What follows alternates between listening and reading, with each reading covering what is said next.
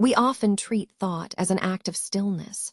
We assume that true understanding requires us to sit in a chair, surrounded by quietude, and force the ideas into formation.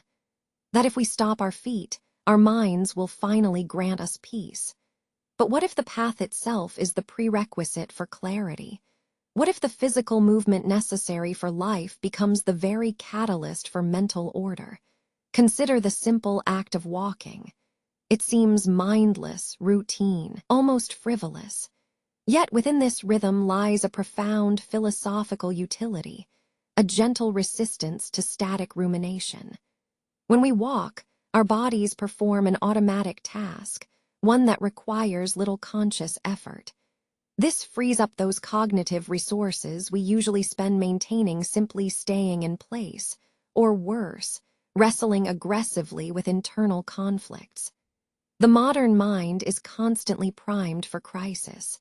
It treats every mildly difficult emotion, every unresolved memory, and every minor professional setback as a catastrophic event demanding immediate intellectual solution. When you are standing still, your thoughts accumulate like smoke trapped in a small room, dense, hot, and quickly suffocating. You spin theories into non-existent narratives about other people, or you endlessly rehearse past conversations in your head, picking at the frayed edges of old regrets. The first challenge, the initial walk, is recognizing this accumulation. It feels chaotic. Your mind resists the simple rhythm of footsteps because it craves drama, and dwelling is often far more dramatic than simply passing through a field. You try to solve enormous problems, the career crisis, the relationship mistake, the inherent flaw in your character, all while maintaining pace. The movement offers no intellectual footholds, it merely keeps you going forward.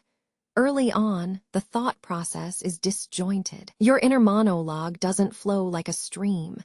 It jumps, it stutters, it circles back to the same distressed point 3 times in 5 minutes. You feel yourself dragging mental baggage, the weight of all that unsorted thinking, with every step. It is exhausting labor, this perpetual motion of the mind trying to construct sense from raw anxiety. The physical effort requires a form of surrender. Your legs must maintain a steady, predictable cadence. This very predictability becomes an anchor for your scattered thoughts. You cannot fully engage in complex problem-solving because the foreground task, the biomechanics of walking, demands enough focus to keep you grounded. But ironically, this lack of intense focus is precisely what allows clarity to creep back in. It forces a gentle separation between the act of existing and the act of thinking about existing. The feet know how to move. They follow an ingrained pattern. Meanwhile, the mind, usually hyperactive and erratic, finds itself mildly occupied by the external world. The shift of light on the trees, the way gravity subtly pulls you forward. This dual engagement allows the most aggressive ruminations to soften. They don't vanish entirely, but they lose their desperate intensity. They become less like raging arguments and more like passing clouds. The initial phase is messy. You might walk for 10 minutes feeling convinced that your deep emotional breakthrough must happen right now, while simultaneously struggling to remember if you left the stove on. This juxtaposition, the monumental existential crisis paired with the trivial domestic worry, is the essence of it. Life is a constant superposition of grand ideals and mundane anxieties. The body moves through time, marking seconds and minutes by the repetition of impact and recoil. The mind, having been habituated to seeing time as an abstract commodity to be managed or wasted, begins to perceive it anew. Time becomes measured not in deadlines, but in paces, a quantifiable unit of forward progress. This simple metric is inherently restorative. It is a philosophy built on subtraction. It teaches that sometimes the best way to gather understanding is simply to remove the requirement for constant, high-stakes cognitive performance. You are allowed to merely be here and move there. The problems remain, the career stress, the lingering sadness, but they are no longer viewed through the distorting lens of forced stillness.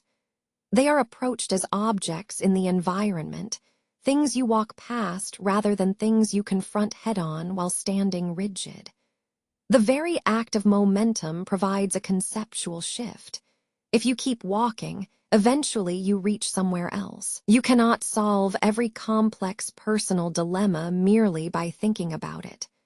Sometimes, you must simply keep going until the perspective changes enough that a solution becomes available to you naturally, unforced, and quiet. The mind is a restless thing, forever pulling us into its deep currents of worry and memory. Even when we attempt to move forward physically, the thoughts seem determined to anchor us in place. Walking promises release, yet often delivers only heavier confusion. At first, every step feels like a slight concession to mental exhaustion. The problem looms large, an unseen weight pressing down on the chest, made worse by the very act of carrying it through movement. We are trying to wrestle with concepts too heavy for casual thought, attempting deep resolution while our legs simply carry us from point A to point B. This is where the true fatigue sets in, not from the miles walked, but from the pure effort of thinking on the move. It feels like running a cognitive marathon. Every step seems to reinforce the central struggle.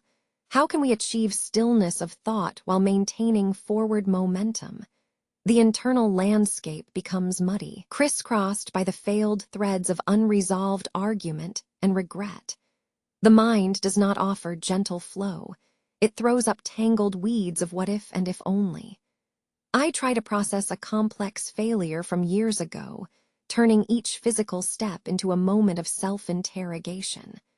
Where did the logic falter? What was the blind spot in my own judgment? The effort required to maintain this level of focused rumination is staggering.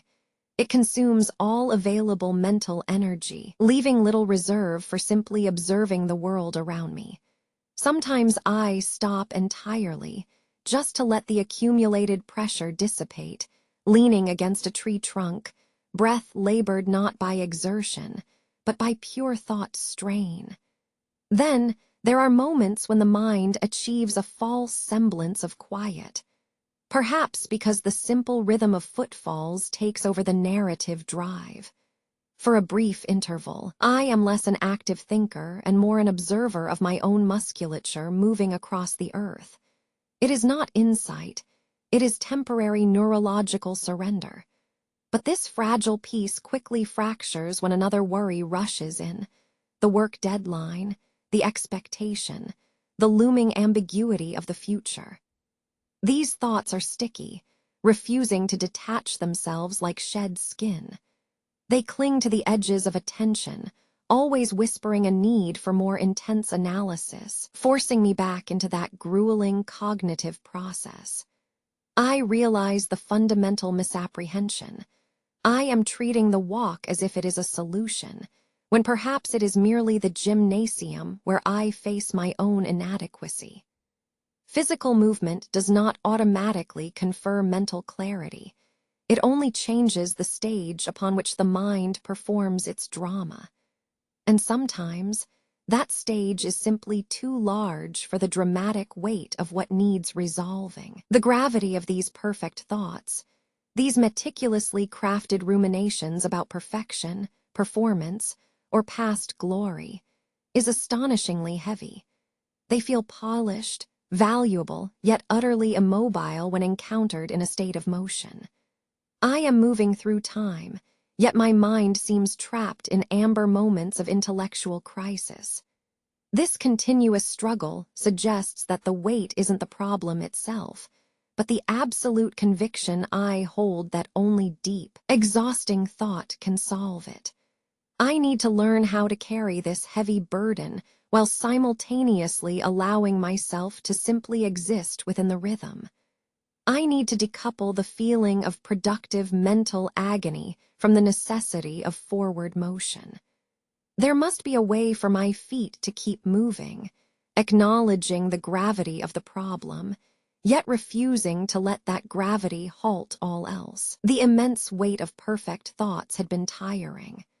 The mind, convinced that only deep rumination could solve the persistent knot of worry, treated the path not as a means to clarity, but merely as an arena for intellectual struggle. Walking was less liberation and more an extended stage for anxiety. But somewhere between the ache in the calves and the ceaseless churn of internal dialogue, something began to shift. The focus turned outward, away from the complex equations of regret and anticipation. It wasn't a profound breakthrough, nothing like solving a life-altering dilemma. Instead, it was merely an observation. A subtle recalibration of attention that drew the gaze down, or perhaps up, or straight ahead at the pavement's immediate reality. Suddenly, the mind found temporary reprieve in the sheer details of existence. The wanderer saw it first as an inconvenience to their mental burden, a distraction from the vital intellectual work at hand. Yet they kept looking. They watched a stubborn weed pushing its way up through a crack in the gray concrete, a tenacious splash of green defying the rigid geometry of human construction. They noted how the morning light, passing over the path at an angle, created sharp, almost violent patterns of shadow and brilliance on the uneven ground, a transient masterpiece painted by sun and time. These observations were utterly mundane, stripped of emotional significance or philosophical weight. There was no lesson hidden in them. They simply existed, indifferent to the frantic questions boiling within the chest. Yet, as the walk continued, a quiet pattern emerged from this new habit of noticing. Each weed, each patch of lichen on the stone retaining wall, each subtle shift in the quality of light and shadow, demanded a small piece of concentration. This was not the high-effort processing of analyzing a career setback or dissecting an old argument. It required only gentle, momentary focus, a soft yielding of attention. And that softness proved to be revolutionary. The intense pressure previously exerted on the mind by its own endless internal monologue began to ease. By anchoring their consciousness in these tiny, visible elements of the world, the wanderer found a way to bypass the central conflict entirely. They were not trying to solve anything. They were simply observing how things are.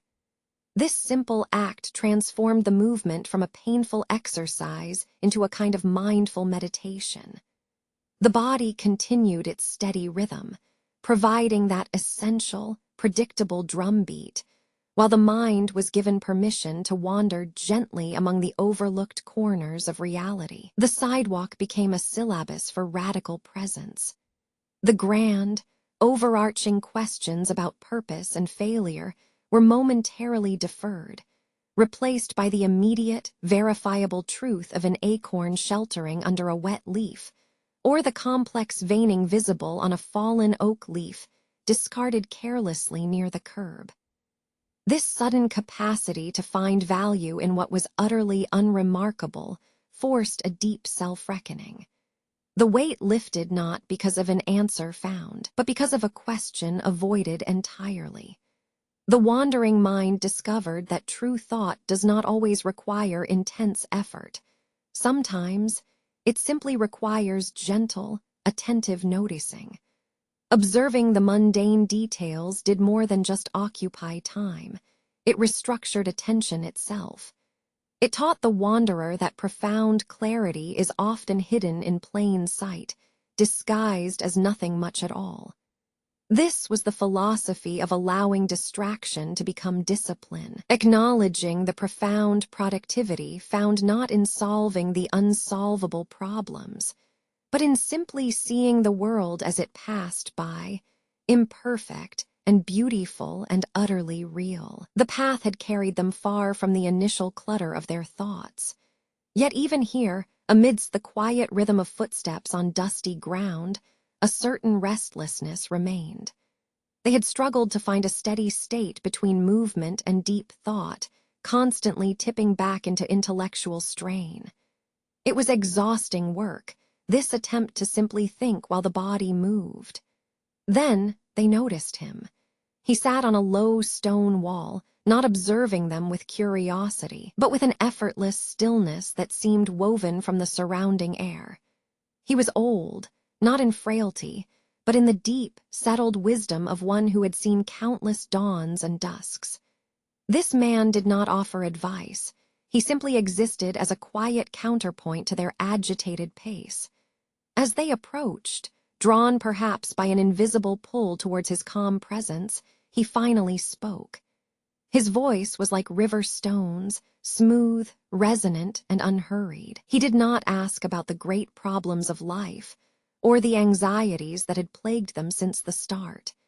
He simply asked a question concerning the nature of the journey itself, a simple inquiry into where their thoughts were going, and why they felt compelled to carry so much weight while walking. The plainness of the question was more jarring than any lecture could have been. It stripped away all defensive posturing, leaving them standing exposed under the indifferent sky. To realize that the great philosophers had spent lifetimes constructing elaborate systems, merely to ask such a basic thing, was a humbling confrontation. This question forced them to confront not what they knew, but what their minds were doing at every step. The initial impulse was defense, a flurry of intellectual explanation detailing all the complexities of human consciousness, the necessity of rumination, the struggle for meaning, the architecture of self. But standing before his quiet gaze, those elaborate defenses crumbled into nothingness. They realized that any answer constructed in the moment would be incomplete, colored by the very anxiety they sought to escape. The skeptic remained perfectly still, a silent anchor against the tide of their overthinking. He did not challenge their theories, he simply held them accountable to themselves. His presence implied an understanding deeper than argument. It suggested that perhaps all the seeking, the research into Stoic texts, the exhaustive internal monologue, was simply elaborate movement used to avoid quiet self-examination. It was a profound moment of intellectual disorientation. They walked past him and continued on, carrying this simple question like a physical object in their mind. Where does the thought go? The answer refused to be pinned down by logic or definition. It shifted with the wind, varied with the angle of the sun, and changed depending on whether they were focused on the feel of their feet connecting with the earth or the distant rhythm of unseen birdsong. They began to understand that the goal was not to control the thought stream, but merely to map its topography, to see where it tended to settle when given sufficient space. The skeptic's mere existence served as a powerful, non-judgmental mirror. His quiet observation suggested that genuine insight required nothing more than persistent attention and the willingness to be questioned about something foundational. The weight of their complicated understanding suddenly felt arbitrary, built upon layers of intellectual effort rather than natural truth. They realized that perhaps by making such an overwhelming philosophical problem into a simple conversational question, he had dissolved months of internal wrestling into a single, clear point of focus. This casual interaction became the catalyst, pulling them away from solving large problems and towards merely observing small movements, both physical and mental. It was in the interstitial spaces, between one step and the next beat of breath, that the true lesson began to surface. They were no longer walking from something, they were beginning to walk with something. A quiet understanding of where the mind truly wanders when it is finally given permission just to wander, without needing a purpose or a conclusion. We learn that the mind is a restless, demanding architect. It builds intricate towers of worry and anxiety, only to realize that in its frantic desire for order, it creates emotional debris. We think we are solving problems by running through them, by sheer force of intellectual will.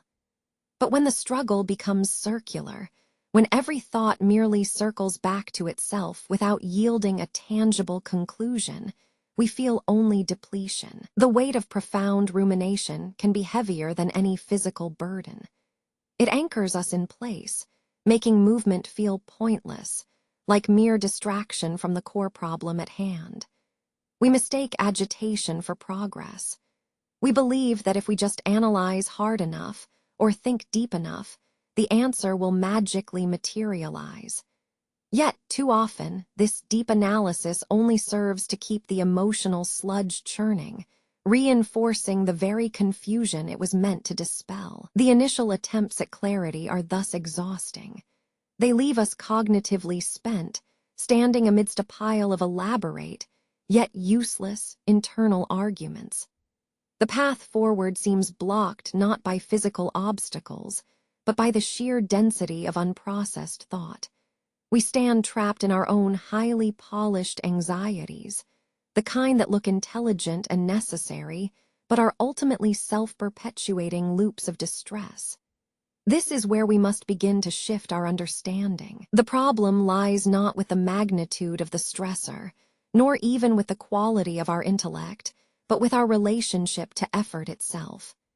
If thought creates friction, then perhaps the body moving can create release. We return to the simple act of walking, but this time the intent is different. It is not a pursuit for an answer, nor a forced meditation on grand theories. It is simply movement, a rhythm, a gentle cadence that requires nothing more than the coordination of leg and limb.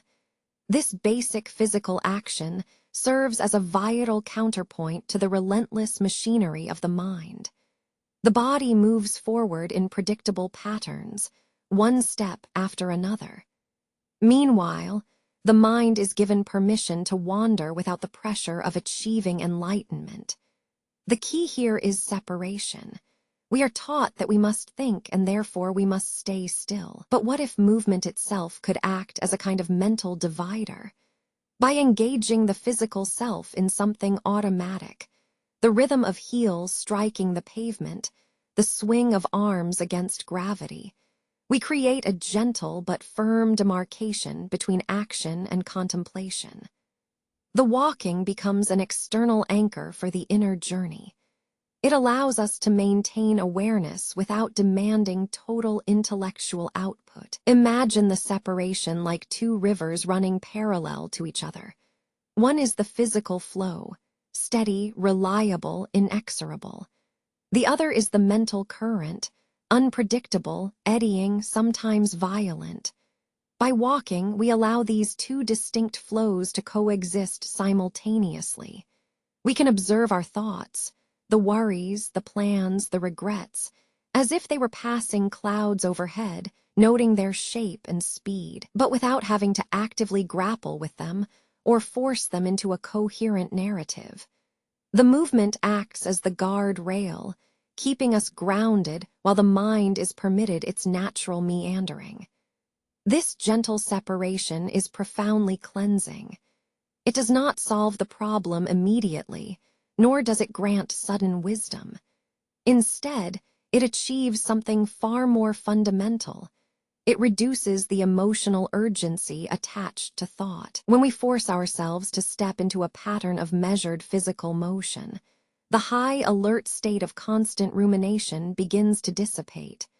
The accumulated tension, that feeling that our thoughts are somehow holding us rigid and exposed, begins to unwind with the stride.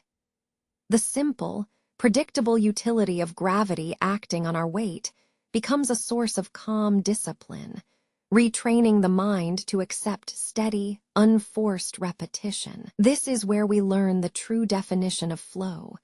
Flow is not about peak performance or conquering Everest.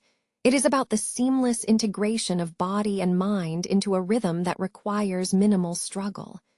It is entering a state where the conscious self relaxes its grip on itself. The steps become automatic, yet deeply mindful. Thought does not vanish, but it loses its desperate grip. It becomes less demanding, more observational, like murmuring water rather than a shouting argument. The walking body thus becomes a philosophical tool, a living meditation in motion. It reminds us that many anxieties we treat as urgent, critical components of our identity, are actually just noise accumulated by too much inertia. Movement provides the necessary counterforce to that stasis. We realize that simply allowing our feet to carry us forward, without assigning meaning to every single step or anticipating the destination, is itself a profound act of mental clearing. It gifts us the priceless space between stimulus and response, the quiet gap where genuine clarity can finally surface. The physical path becomes a model for the life we wish to lead, consistent, rhythmic, and gently self-correcting.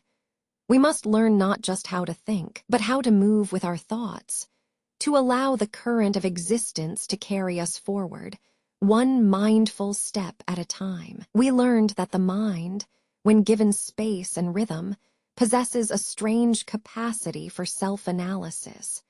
The initial struggles had taught us to look outward, at the weave of shadows on the ground or the tenacious weed pushing through stone. But true understanding arrived not from observation, but from excavation. Now, the walk itself became a form of emotional archaeology. Every measured step was no longer just physical locomotion. It was an act of gentle questioning aimed at the self. The rhythm of lifting one foot, placing it down, and repeating that simple cycle began to correlate with something much deeper, something volatile and submerged. The protagonist found themselves moving through not a forest path, but through a chronology of feeling. Annoyance arrived with the heel strike, a brisk, sharp thought about perceived slights or lingering resentments. Regret was paced by the drag of the mind on the pavement, heavy, dragging thoughts concerning chances missed or words unsaid. Worry followed the gradual arc of the footfall, a persistent, anxious pattern accompanying the knowledge of an uncertain future. It became clear that the sheer volume of emotion was overwhelming. They were not just observing fleeting ideas, they were confronting entire emotional rivers, vast and deep, which demanded physical movement simply to process their scope. The steady stride became the only container large enough for this emotional torrent. The mind resisted this excavation. It tried to pull back into old habits, intellectualizing the feeling, labeling it, assigning a logical cause-and-effect narrative. But the steady pace of the legs acted as a counterbalance to the agitated spirals of thought. To worry required stasis. To regret demanded a pause that simply did not come at this relentless, rhythmic tempo. The body gently undermined the mind's desperate need to stop and categorize. The process was physically taxing, almost exhausting in its emotional weight. Each pace felt like lifting an unseen, accumulated ballast, the collective drag of emotions held in check. Fear of failure, disappointment over expectation, the ache of unresolved interpersonal conflict. These were not passing thoughts. They were foundational feelings that had become woven into the very tapestry of their day-to-day movement. The body, guided by pure instinct, began to find patterns within this emotional cargo. A slow moment, a gentle hesitation, would bring up the memory of deep dissatisfaction, the feeling of being unaligned with one's own values.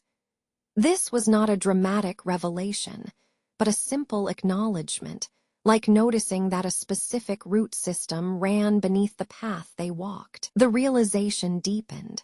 Movement provided perspective on quantity. By pacing out this overwhelming emotional residue, they began to gauge its sheer scale.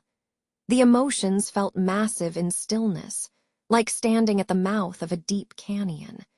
But spread over the sustained mile-long walk, they looked more like discernible streams, powerful though they were, that could be contained and understood by mapping their trajectory. The cumulative effect was profoundly cleansing. It wasn't about solving the emotions. It was about understanding that you cannot hold them all at once. You have to process them through action. The steady mechanical necessity of walking forced a measured distance between the emotional event, the memory, the realization, and the self doing the observing. This gap was pure philosophical space. The walk became a lesson in sustainable introspection. Instead of allowing every passing emotion to grip the chest and demand immediate, exhaustive analysis, the body acted as an anchor. The legs insisted on moving forward, forcing the mind into a state of steady processing rather than panicked dwelling. Each footfall was a gentle reminder that life, too, requires relentless continuity.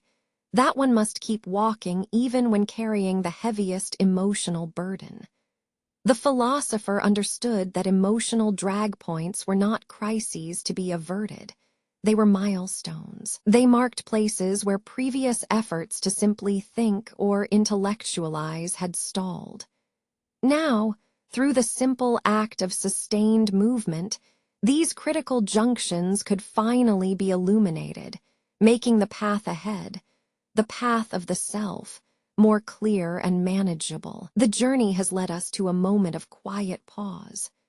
After the emotional excavation, after processing streams of worry and regret with every stride, something fundamental demands attention. The desire is no longer just to move. It is now to analyze the movement itself. We find ourselves on a slight incline, a natural stopping point where the path subtly forces us to check our balance, demanding an internal inventory. Here, at this momentary halt, the constant forward rush of physical motion seems insufficient. The mind naturally turns inward, drawing attention from the steady rhythm of steps toward the subtle difference between two kinds of effort. Effort versus ease. It is a seemingly small distinction, yet it holds the key to mental freedom that we have been seeking. The first kind of effort is the strain required by pure rumination. This is the conscious act of forcing thought, the wrestling with an argument or an unresolved decision, trying to mentally simulate all possible outcomes while standing still. It feels urgent, vital even, like tightening a knot in a complex tapestry. We think we are making progress simply by demanding deep concentration. Yet, if we press too hard on these thoughts, they resist. They become dense, heavy, and resistant, forming what is essentially intellectual fatigue. This kind of effort leaves us drained, trapped within the closed loop of our own perfect anxieties. The second kind of effort is vastly different. It is the effortless act of observing breath while moving. Think about it. When we focus solely on the inhale and the exhale, particularly when paired with a gentle walk, the mind has nothing grand to grasp. There are no solutions to be found, no historical grievances to solve, and no massive life structures demanding immediate redesign. We merely track the expansion and contraction of breath, correlating it perhaps with the lift and fall of our feet. This simple act creates a remarkable separation. The body performs its task, the steady, mechanical cycle of walking, which is inherently external.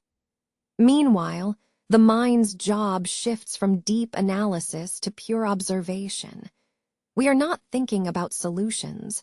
We are simply observing thought occurring. This detachment diminishes the emotional urgency that has been fueling our internal struggles.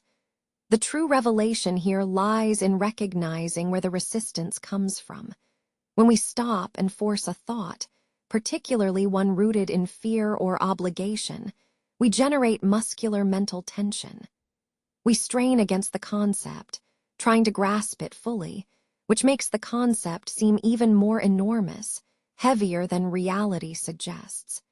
It is like grappling with fog. The harder you pull, the more dispersed it seems. But when we combine movement with mindful breath observation, that tension dissolves. The body's rhythm acts as a gentle anchor. The walking pace provides enough continuous sensory input. The shifting ground, the swing of the limbs, the slight resistance of air, that it naturally grounds us.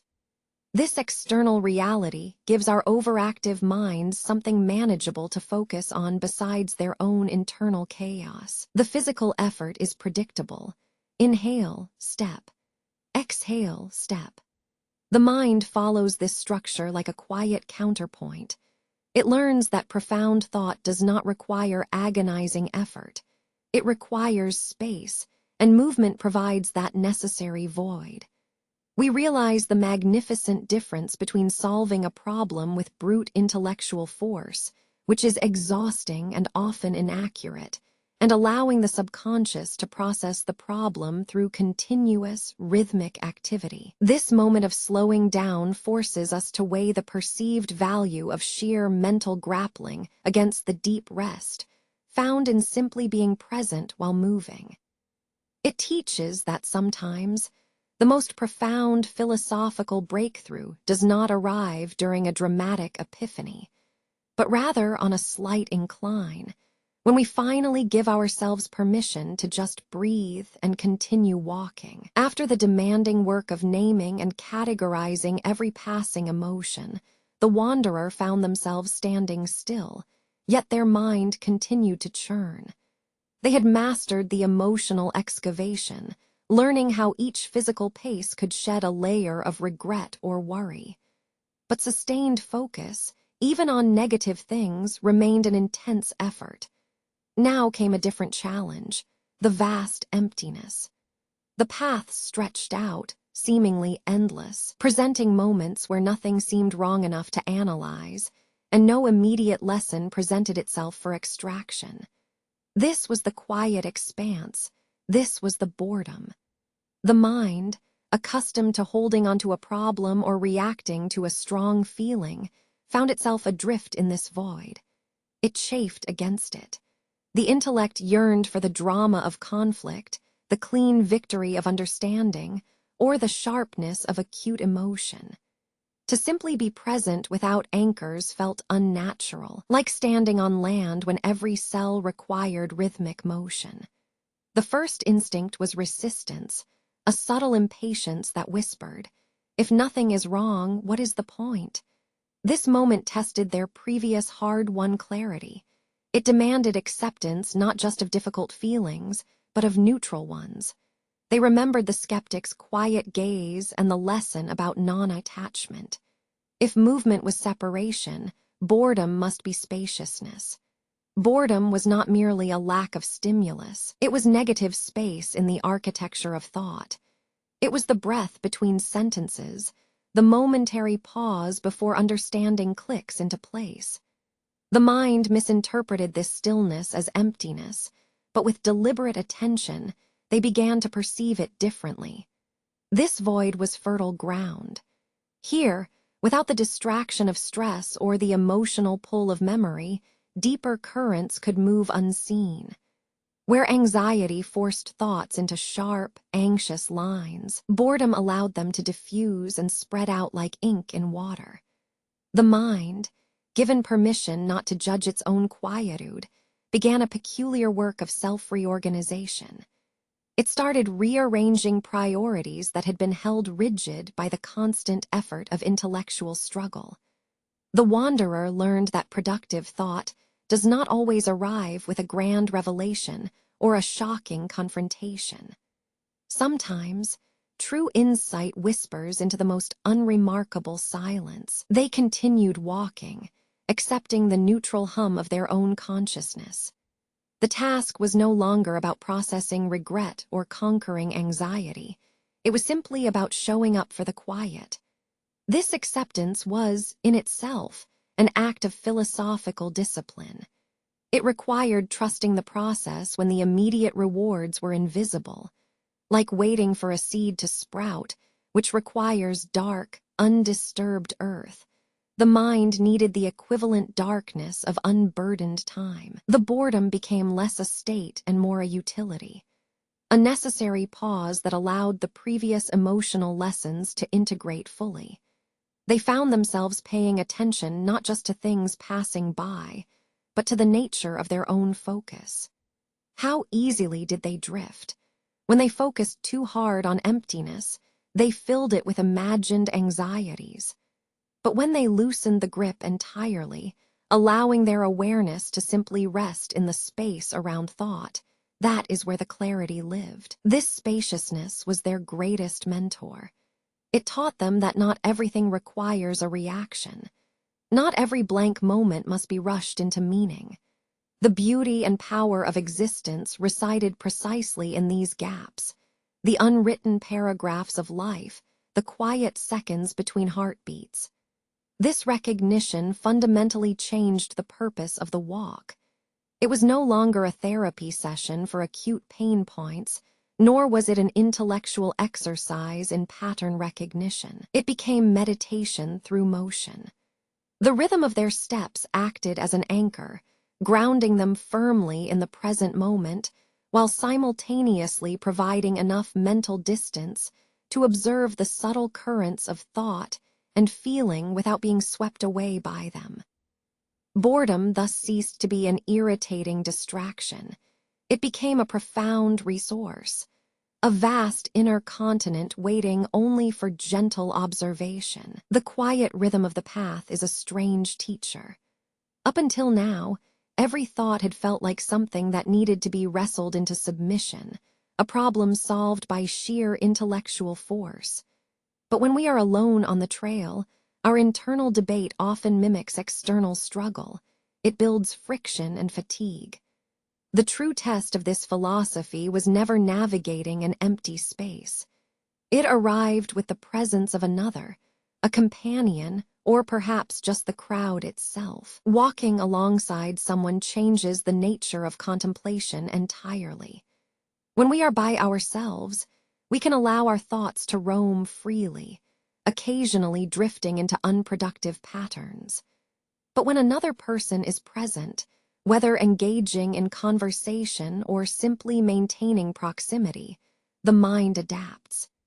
It learns that its ramblings must now align, at least superficially, with the shared reality and the cadence of another's presence. The act of deep contemplation becomes less an internal broadcast and more a subtle dialogue, a process conducted not with words, but with silence, pace, and occasional glances. The focus shifts from solving the profound existential dilemma to maintaining simple synchronicity. This is where the deepest insights sometimes surface, unexpectedly, because the mind realizes it cannot sustain its elaborate private narratives while simultaneously participating in a shared moment. Conversational thought presents a distinct kind of challenge. We are forced into immediate articulation. Concepts that felt robust and certain when circling privately suddenly require structure for external consumption. This gentle constraint is surprisingly clarifying. The complexity we were so proud of, the highly crafted anxieties built over hours of solo walking, often crumble under the pressure of having to be heard or even just acknowledged in passing. The solitary walk was a space of private reckoning. It allowed us to indulge in the exquisite weight of our own mental machinery. But walking with others introduces the unexpected grace of shared humanity. We observe how easily we can revert to patterns of over-explanation or defensive intellectualizing when an audience, even a silent one, is present. Yet, this interaction also offers something invaluable: the rhythm of external stability. The companion walks at a pace that establishes a baseline reality. This steady beat, the soft thump of shoes on gravel, the consistent sweep of arms swinging, becomes a grounding metronome for our own fluctuating emotions. It anchors us to the present moment in a way that pure solitude sometimes allows us to forget. The separation between action and thought is amplified here. Our body must synchronize with another person's natural gait. This physical need for coordination demands attention, diverting just enough of our mental energy away from deep rumination. Instead of dwelling on hypotheticals about the past or grand plans for the future, we become acutely aware of how our left foot lands relative to the other person's right heel. This necessity for shared awareness is not a distraction. It is a subtle form of emotional moderation. It teaches us that while introspection is vital, life itself requires connection and responsiveness. We are reminded that being entirely within oneself is a temporary state, often unsustainable in a community. When we walk through a crowd, the lesson deepens into one of non-attachment to internal narratives. The mind must process stimuli constantly. The unexpected sound of laughter, the scent of wet earth mixed with exhaust fumes, the subtle jostle of bodies passing by. There is no time for prolonged self-pity or exhaustive theoretical modeling. We are forced into a rapid state of environmental mindfulness, a productive form of mild cognitive overload that acts as a powerful cleanse. The crucial difference between walking alone and walking among people lies in where we draw the boundary of our consciousness. Alone, the border is porous. Thought spills out onto the surrounding silence.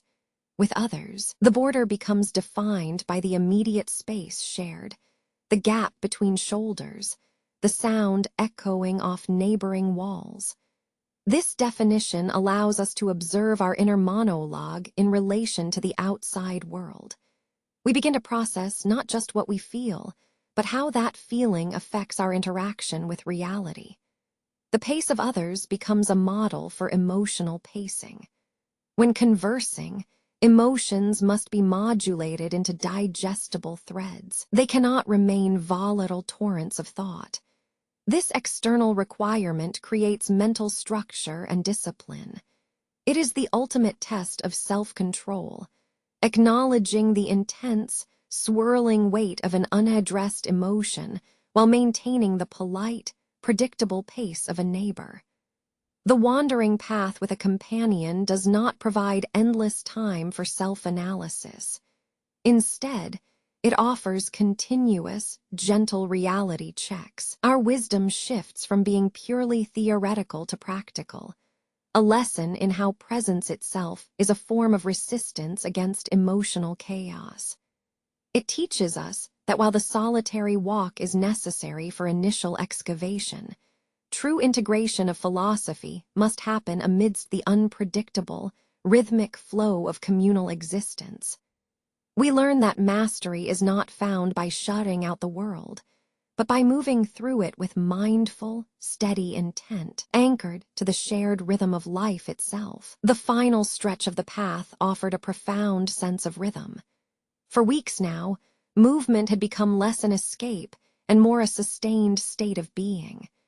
We had learned that thought could be exhausting when forced into stasis, spiraling like smoke in a confined room. But we also discovered that pure mental effort is not synonymous with clarity. True wisdom, it seemed, demanded something steadier, something predictable yet infinitely adaptable. The initial chaos of the mind was overwhelming. Regret for chances missed, anxiety about futures unbuilt, and small grievances accumulated over years. To tackle this mess at rest felt like trying to carry a mountain range on one's shoulders. It promised grand solutions, but delivered only fatigue. Walking changed the physics of contemplation. The repetitive motion of lifting one foot after another created a physical separation between the core self and its turbulent thoughts. We started by attempting resolution, treating each stride as if it were solving a chapter in a complex, urgent textbook. But attempts at immediate understanding only led to more strain. We fell into the trap of thinking that because we moved, our minds would suddenly become receptacles for perfect answers. Yet they remained agitated, keeping pace with the feet but failing to settle. The breakthrough came not from forcing an answer, but from accepting the sheer utility of repetition itself. The philosophy shifted from "how do I solve this?" to "what does steady pacing teach me about myself?" Steady pacing became a meditation on consistency. It taught us that mastery over emotion and thought is not achieved through dramatic breakthroughs or sudden bursts of insight. Instead, it is found in the quiet commitment to maintaining rhythm, the predictable cycle of lift, placement, weight transfer. This physical constancy provided an anchor when the inner emotional tides threatened to pull us under. Imagine a river encountering obstacles, large rocks that require a powerful burst of force, or gentle meandering bends that allow for peaceful reflection. Our minds are similar. If we try to rush past every obstacle through sheer intellectual horsepower, we exhaust ourselves against the current.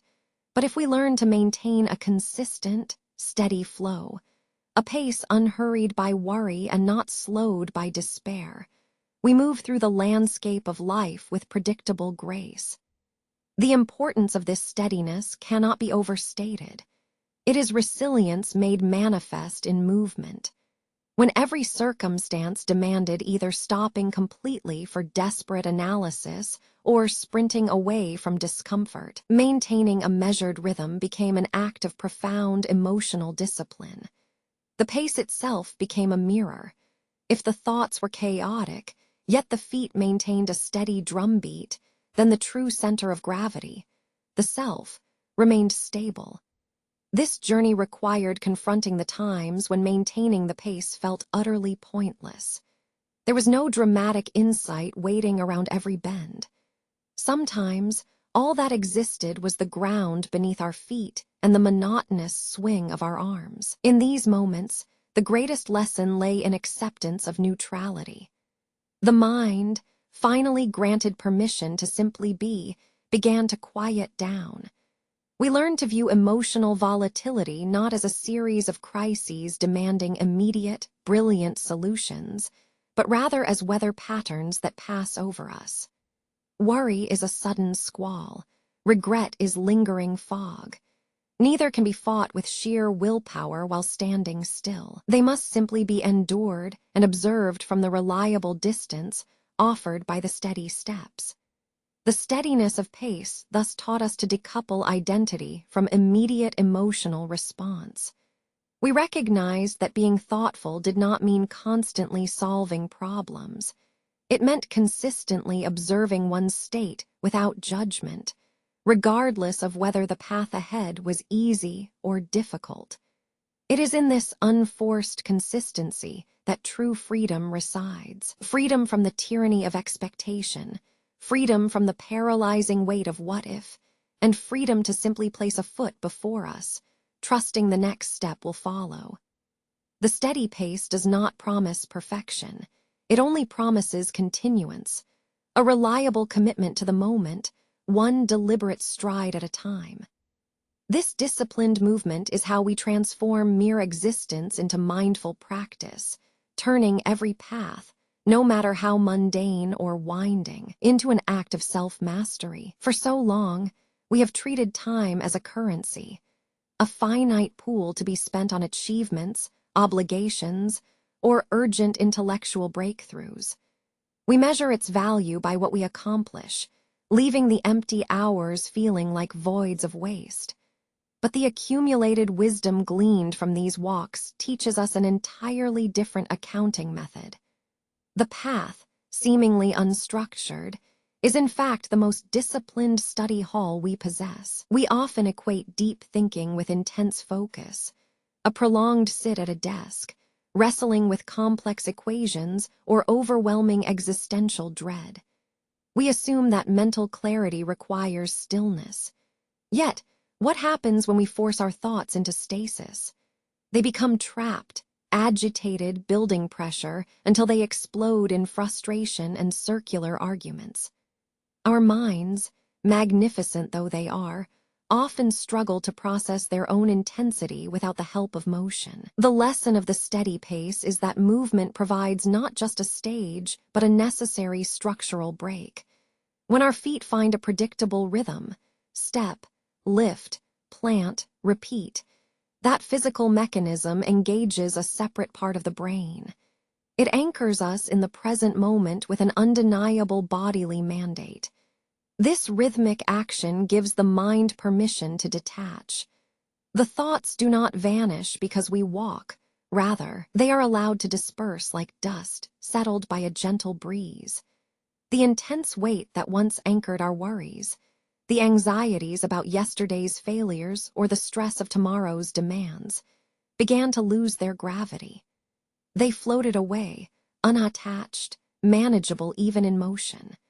This realization forces us to reframe what we call waste. That time spent merely putting one foot in front of the other, that seeming emptiness of thought when there is no immediate problem requiring solving, is not a void. It is negative space. Negative space is where genuine insights gather. It is the unburdened field necessary for seeds of wisdom to take root. The journey teaches us that true intellectual effort is not about brute force rumination. It is about mindful circulation. It is about creating enough separation between the body's continuous, dependable action and the mind's ceaseless, turbulent stream of emotion. This physical and mental separation acts like a filter, allowing the raw thoughts to pass through without requiring us to grasp them or solve them instantly. The minutes spent simply moving become portable moments of contemplation. They are not lost hours. They are accumulating units of mental discipline. Every step becomes a micro-meditation. We are not just walking across miles of pavement. We are actively practicing the art of sustained, non-judgmental awareness over time itself. This redefinition changes how we view our lives. The times we once dismissed as unproductive, the waiting in line, the slow commute, the stretch between commitments, they transform into potential classrooms for the self. We start to notice that the greatest philosophical breakthroughs do not arrive during grand epiphanies, but in the quiet accumulation of these seemingly unfocused moments. The body's rhythm becomes our greatest teacher regarding resilience. When we maintain a measured pace across uneven ground, through doubt, or past resistance, we are learning to apply that same steady intent to our emotional landscape. We learn that even when the mind races with fear or regret, the underlying ability to keep moving, to simply persist in forward motion, is the core of our self-mastery. The walk is thus revealed as a living laboratory for the soul. It allows us to test our capacity for presence and our willingness to be gently bored. It teaches us that value is not found only in peak performance, but in the reliable continuity of showing up. This philosophical understanding transforms walking from merely exercise into an essential, constant discipline, a continuous state of being mindful while moving through the complicated machinery of life itself. We carry this path within us now. The disciplined rhythm remains even when we finally stop walking and re-enter the loud complexities of daily life. Our feet may rest on solid ground, but our mind has learned to walk separately from emotion, maintaining a steady, intentional gait through every encounter and distraction. We no longer treat time as something that must be filled. Rather, we now understand it as an unfolding process, a constant stream for contemplation, discipline, and the quiet accumulation of self-knowledge. The path continued, winding gently toward a distant horizon. For weeks, the wanderer had come to rely on this motion, the steady rhythm of footfall against earth, as if it were breathing life back into a fatigued mind. Yet, even as they approached what seemed like an internal turning point, the old habits of thought lingered. The accumulated wisdom, the realization that slowing down allowed for observation, that boredom held its own truth, and that separation was key, felt less like natural understanding and more like fragile, newly constructed habit. The physical effort remained consistent, left foot, right foot, a dependable, predictable beat against the silence. But inside, the mind resisted the quietude it had grown so accustomed to. It preferred the familiar weight of worry, the structured argument of regret, or the relentless cataloging of things unsaid. This approach felt like a precipice, a junction where the disciplined calm they had cultivated over previous stretches would either solidify into permanent wisdom or crumble back into old intellectual chaos. They reached a point of sudden transition. The path opened up abruptly, terminating at a gentle crest overlooking an expansive valley. Below them stretched not just earth and trees, but a tapestry of human activity, fields dotted with geometry, winding roads like rivers carved through the landscape, all held under a vast, indifferent sky. This vista was overwhelming in its scale, demanding a philosophical reckoning that simply looking could not provide. The internal hum that had been a manageable buzz for weeks suddenly intensified into a sharp dissonance. They stopped walking entirely at the edge of this viewing point. The cessation of movement, which had felt like a gift when they needed to pause earlier chapters, now felt unnerving, suspended. What was the utility of stopping? If thought required motion, did stillness render the intellect inert? They stood motionless, absorbing the sight, yet their mind spun furiously, attempting to categorize and solve the landscape as if it were an unsolvable theorem. They remembered the lesson learned at the creek, how forcing deep thought only resulted in exhaustion. They recalled the profound relief of simply observing weeds pushing through concrete, a moment where intellectual pretense was replaced by simple attention. Here, facing such magnificent complexity, the vast interconnectedness visible below them, their mind tried to recreate that unsustainable intensity. It began constructing perfect theories about the valley's history, speculating on the lives lived in those distant farms, or assigning profound meaning to the way the light hit a particular roofline. The cognitive effort was immense, almost physically painful. It was here, suspended between the enormity of their surroundings and the ceaseless churn of their thoughts, that they confronted the ultimate paradox. They realized that the goal had never been to solve the valley, or even the self.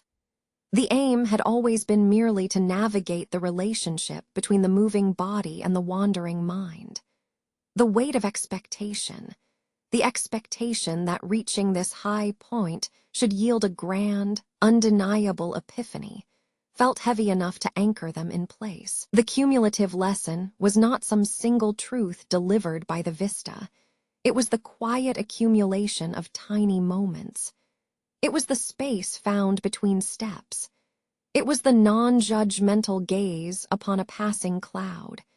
It was the acceptance that understanding did not arrive with a thunderclap or a sudden, dramatic vision. Instead, clarity accumulated like dust settling on an undisturbed surface. The true turning point was recognizing that their deep philosophy had been incorrectly aimed. They thought they were walking toward an answer, believing the physical journey would guide them to a single, definitive truth about life's meaning or human behavior. But looking out over the sprawling complexity of existence, all those lives moving in patterns they could only guess at, they saw that there was no master key, no singular grand principle governing the valley. The profound realization settled gently. Mastery was not found in reaching a summit and declaring a perfect understanding. It lay in the sustainable rhythm of remaining on the path, whatever its incline or descent might be. The journey itself was the curriculum. The constant practice of observation, the act of watching the mind drift away and then gently guiding attention back to the simple sensation of breath, the rhythmic swing of arms, the next step. This was the entire philosophy. It was perpetually happening, moment by moment. The intense mental grasping, the need to fix their understanding or label this experience as the answer, finally released its grip. The vastness below, once intimidating, became simply descriptive.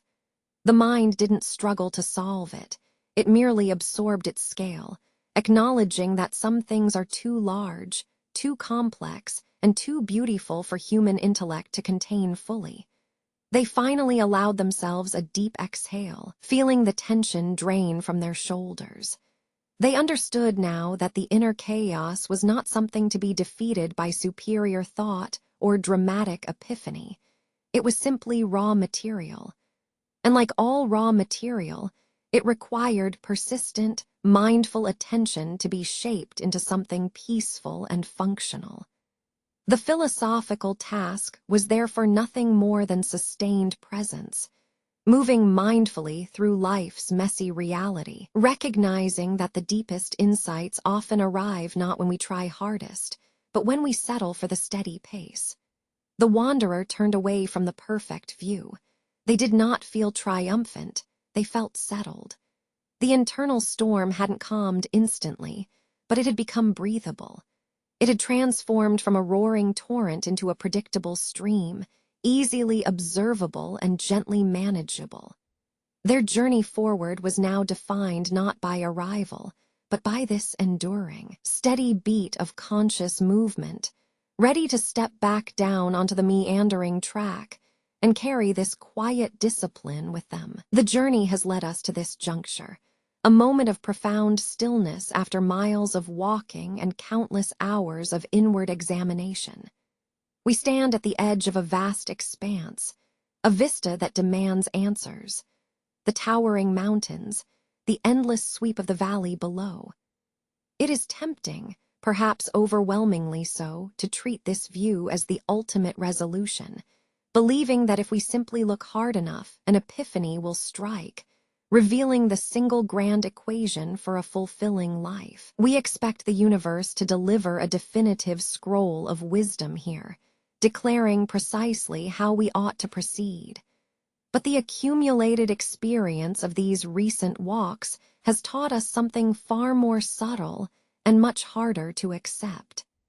The moment we try to intellectualize the immensity before us, to map every peak, predict every shadow's movement, or synthesize a grand theory about human existence based on this panorama, we find ourselves stumbling once again into the same familiar traps of overthinking.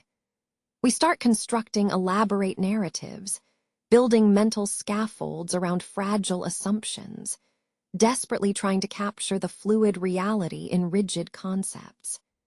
The accumulated weight of all those unresolved thoughts, the perfect anxieties that seemed so vital and necessary back at the beginning, still gather in the corners of the mind. They whisper demands. Solve this problem, prove your worth, figure out the pattern. And we are conditioned to believe that wisdom is synonymous with solution. We equate emptiness or silence with lack of understanding. Yet here, looking upon the silent landscape, the persistent rhythm of our own breathing becomes louder than any intellectual query. The steady act of simply moving, of placing one foot after the other, allowing gravity and intention to guide us, is beginning to reveal a deeper truth. This view does not offer an answer. It merely presents possibility in its overwhelming abundance. The struggle is no longer against specific external conflicts, but against our own desperate need for control over interpretation. We want to master existence by thinking ourselves into submission, believing that enough analysis will somehow constrain life's wild elasticity. We mistake complexity for profundity. We believe that if we just work hard enough at the thought, the answer will materialize. And this is where true acceptance finally begins its quiet ascent. It does not arrive with a dramatic fanfare or a blinding flash of insight. Instead, it settles in like the late afternoon mist, gentle, pervasive, and utterly calming. Acceptance is recognizing that the mind itself is not a faulty machine requiring constant repair, nor is existence a riddle waiting for the definitive key. The reality is simply continuous motion. The wanderer learns to acknowledge the thoughts as they arise, recognizing them not as statements of fact, but merely as fleeting mental events, like leaves carried by an invisible current. There are still moments when profound regret flares up, stinging sharp and immediate. Moments when worry about tomorrow clamps down with a physical ache in the chest. These emotions do not vanish simply because we observe them. They exist. But our relationship to them changes completely. We learn that while we cannot control the thought, nor can we command the emotion, we absolutely retain the sovereign power over the mental weight assigned to it. We are learning to refuse entanglement. Each anxious thought is met not with a rebuttal or an attempt at intellectual debunking, but with a gentle recognition. There you are, worry. You appear again. The choice we now possess is profound in its simplicity. We can choose to grasp the thought, allowing its emotional intensity to drag us down, or we can allow it to pass, acknowledging its presence while maintaining our steady rhythm of movement. This acceptance is not surrender. Let us be clear. It is the antithesis of resignation. Resignation implies giving up, a passive defeat. Acceptance, however, is an active engagement with reality as it truly is, a powerful state of mind that recognizes inherent truth in uncertainty. It means understanding that the jagged edges of human experience, the inevitable disappointments and surprising joys, are all part of one continuous flow. The physical act of walking becomes the perfect metaphor for this intellectual liberation. Our feet continue their measured pace, regardless of whether our minds are soaring with ambition or sinking into deep melancholy. The body maintains its unshakable routine. This predictable rhythm acts as an anchor, drawing the scattered energies of thought back to the immediate reality of breath and ground beneath us. We realize that true mental freedom is not found in having a perfect philosophical system ready for every moment. Rather, it is built into the muscle memory of choosing non-attachment. It is the steady acknowledgement. This feeling passes. This thought will dissipate. We watch them move away, observing their natural cycle without attempting to halt or accelerate them. The completion of the journey does not mean reaching a final destination point on the map. Instead, it means internalizing the compass. The profound calm we feel now is a skill, honed over miles and moments of pure mental wrestling. It is the knowledge that no matter what thought rises next, a fear whispered from the past, a desire for glory in the future, we possess the quiet capacity to simply observe it, giving it acknowledgement but withholding our participation. The vastness before us now seems not like an overwhelming challenge demanding one single answer, but rather a beautiful demonstration of sustained endurance. The path forward is unwritten, and that absence of script is finally recognized as freedom itself. We are ready to carry this quiet discipline, this elegant ability to observe without judgment, to accept the flow without needing to control it, back into the complicated patterns of daily life. It is not the destination we sought, but the posture we adopted upon the path that has fundamentally changed us. The path ends. The vast view that offered perspective now falls away, giving way to the noise and geometry of ordinary life. There is no final horizon, merely the next corner, the crowded street, the necessary complexity of human existence. For so long, the walk has been a sanctuary, a contained loop where the mind could afford itself space, time to unravel in peace. But contemplation does not live only on elevated paths. It must descend into the messiness of the quotidian world. The challenge now is to take this quiet discipline, this profound separation learned through steady pacing, and integrate it back into motion itself. The old habit of thought was always one of resistance to confusion, resistance to ambiguity, resistance to the messy reality that life presents. We build elaborate mental fortresses to keep uncertainty out, strategies for every potential setback, rehearsing dialogues and scenarios until we are exhausted by the sheer volume of self-importance. Now, standing at the threshold of the city's rhythm, this intellectual armor feels suddenly heavy, ill-fitting. The mind instinctively reaches for the familiar patterns, the list of grievances, the complex analysis of a recent slight, the perfect counterargument needed for tomorrow's meeting.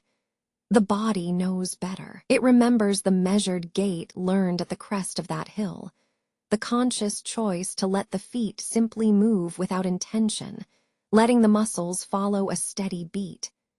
This physical rhythm becomes the anchor, the new internal compass.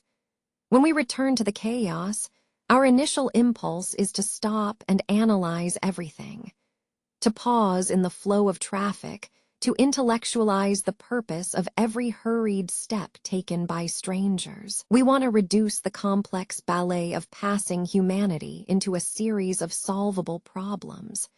But true integration teaches us that thought does not require suspension. It requires containment. The philosophy is not about finding quietude, but about carrying a measured calm within moments of profound noise. Every street corner presents a micro-crisis of attention, a sudden burst of demanding conversation, the pressure to react immediately, the gravitational pull of immediate emotional investment in someone else's drama. We must learn to translate the gentle separation gained by walking into stillness, that space between the step and the next thought, into the moment itself. The goal is not a cessation of thought. That is an impossibility for a functioning human being. Instead, it is a radical change in relationship with thought.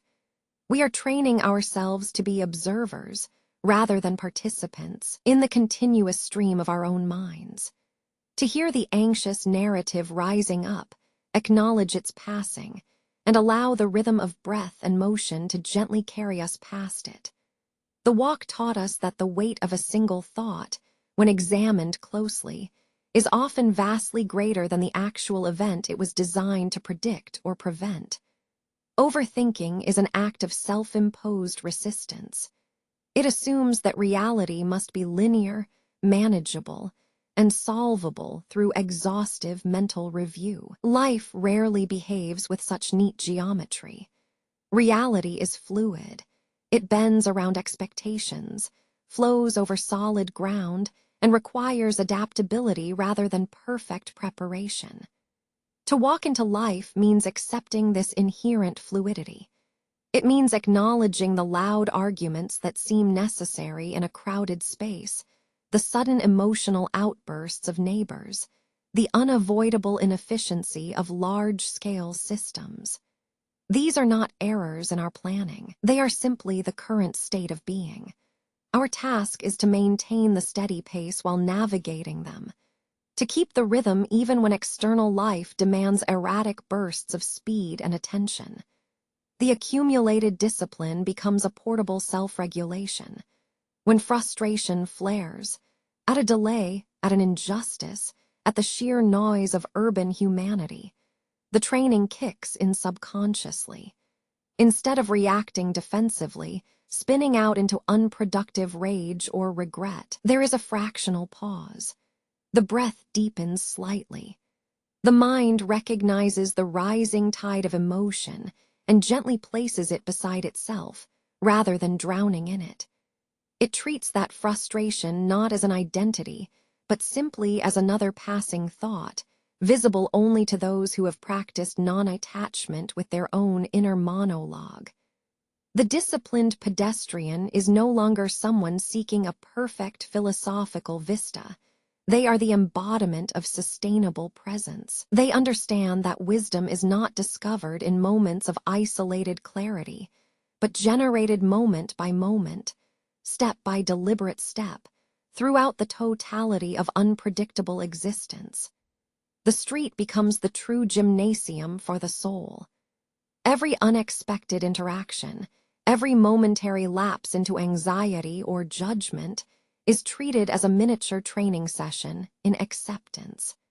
This integration means accepting that some things simply cannot be solved, only endured with grace. Some people will remain unknowable. Some mistakes will continue to echo regardless of our best efforts to rationalize them away. The internal compass adjusts accordingly.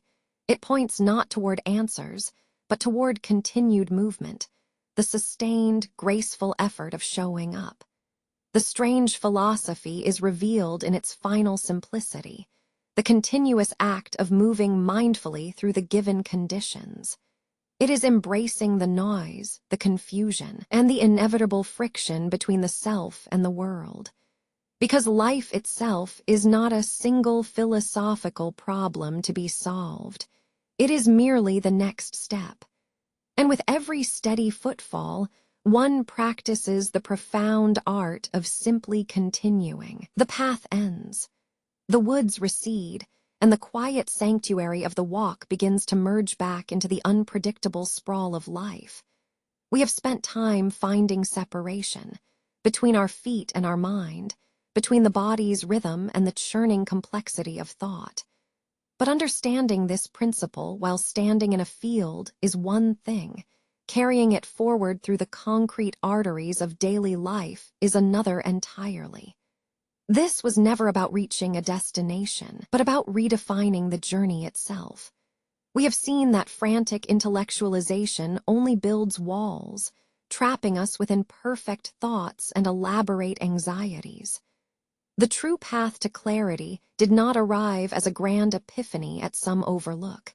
It emerged quietly, like the breath drawn deep into the diaphragm during a measured pace. It is in the mundane act of moving forward with steady intention that the discipline resides. The strange philosophy was never contained solely within the woodland trails we walked for weeks. It was a lesson in continuous habituation. We must learn to carry the path within us, making mindful movement, the conscious rhythm of attention, a perpetual state of being. This means extending the disciplined separation learned from walking into every corner of our complex existence. When we re-enter the city's unpredictable chaos, the temptations return. The noise level spikes, demanding immediate reaction, and thoughts rush in like a sudden floodgate opening across a dam. It feels easier to simply react, to grasp for certainty, or to retreat into familiar patterns of worry about what might happen next week, or regret over what happened yesterday. These instinctive reactions are the old habits of mind. They mistake agitation for insight. The disciplined walker remembers the core separation. I am separate from my thoughts. A thought like I must achieve X by Y date is merely a current passing through the stream of consciousness. It holds emotional weight, but it does not dictate the pace of our feet, nor the steady beat of our heart. We learn to treat these massive worries, these heavy expectations, as passing data points rather than unshakable truths about ourselves. The art becomes sustaining presence amid inherent fluidity. Life itself is inherently fluid, a river that never settles into a predictable pool. The moment we assume stability, the current pulls us off balance. Our training taught us to accept this constant state of becoming. We do not fight the unpredictability, we observe it, accepting the movement itself as our steady rhythm. This acceptance is deeply profound because it requires active engagement rather than passive surrender. It is not simply giving up control. Instead, it is a powerful commitment to noticing the micro moments, the subtle shift in tempo when confronted by frustration, the tendency to assign deep meaning to inconsequential noise, the impulse to immediately judge someone else's failure. These moments are now our mindful practice sessions. We must cultivate an internalized sense of rhythm, a mental pace that remains steady even when externally disrupted. The pedestrian city street demands a different kind of mastery than the quiet forest path.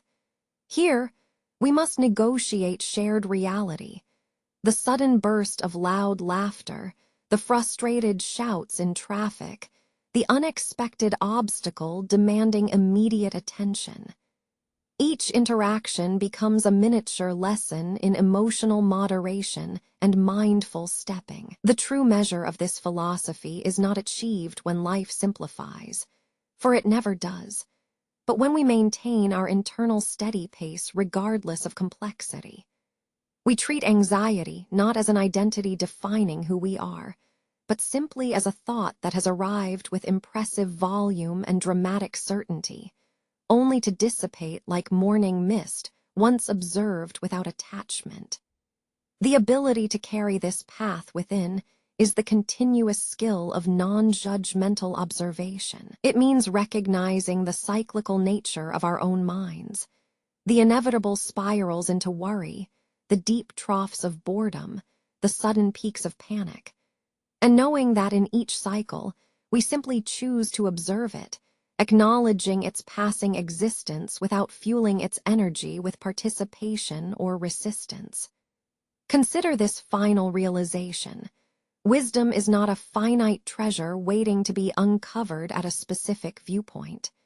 It is an endless process of attentiveness. Like walking itself, the practice of philosophy must be ongoing movement, a sustained flow state where the separation between mind and body remains clear.